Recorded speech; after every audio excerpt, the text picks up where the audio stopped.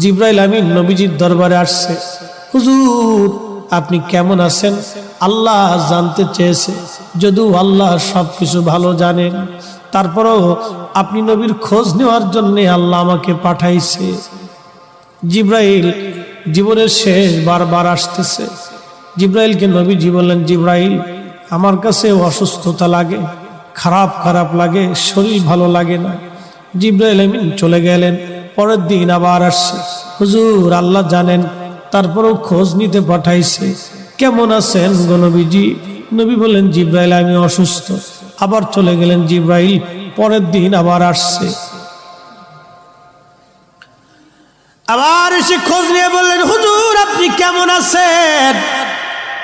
নবীজি বললেন, জিবরাইল অসুস্থ আমি। জিবরাইল আবার চলে গেলেন।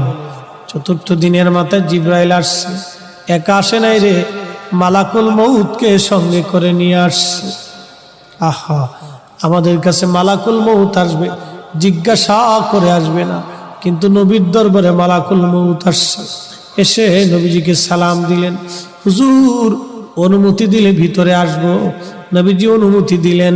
আল্লাহ জিবরাইল এবং মালাকুল মউত দুইজন নবীজির ঘর মোবারকে তশরিফ রাখলেন। পৃথিবীর একটাই ঘর, যে ঘরে ঢোকার আগে জিবরাইল আজরাইল অনুমতি চায়, তিনি রাহমাতুল লিল আলামিনের ঘর।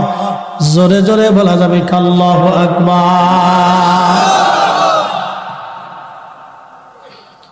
এই সুপ্রিম পাওয়ার আর কারো নসিবে হবে না, আল্লাহ আমার নবীকে দিয়েছিলেন। জিবরাইল আমিন আজরাইল নবীজিকে সালাম দিয়ে বলেন, হুজুর আল্লাহর পক্ষ থেকে আমি আজরাইলের উপরে নির্দেশ, আপনি যদি চান আমি জান কবজ করব, যদি না চান যতদিন ইচ্ছা আপনি পৃথিবীতে উম্মতের মধ্যে থাকবেন গো নবীজি। আপনার যতদিন ইচ্ছা থাকতে পারেন, যদি আপনি হুকুম দেন আমি আপনাকে আল্লাহর দরবারে নিয়ে চলে যাব। আল্লাহ আমাকে এই হুকুম প্রদান করে আপনি নবীর কাছে পাঠাইছে। ইয়া নবী আল্লাহ, অনুমতি যদি দেন, আপনার যেইভাবে অনুমতি হবে আমার হুকুম সেইভাবেই হয়েছে।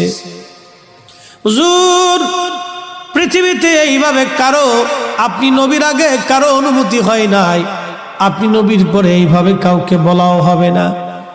ও নবীজি অনুমতি যদি দেন জান কবজ করব, যদি না দেন যতদিন মন চায় আপনি ততদিন পৃথিবীতে থাকবেন। তার মানে পৃথিবীর হায়াত নবীর ইচ্ছার উপরে নির্ভর।